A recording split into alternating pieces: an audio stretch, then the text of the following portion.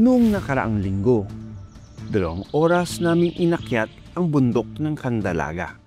Lahat ng pagod na ito para sa ating haring agila.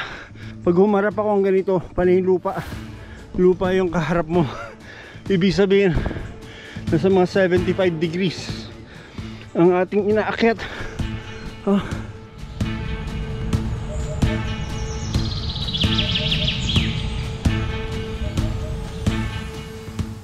Sa observation post, sinalubong agad kami ng Philippine Eagle. Swerte tayo dahil first day pa lang natin. Naspatan natin yung Philippine Eagle, ano? Sa 4 na araw na pananatili ng aming grupo sa bundok, makilang beses na nagpakita sa amin ng isang pamilya ng Philippine Eagle.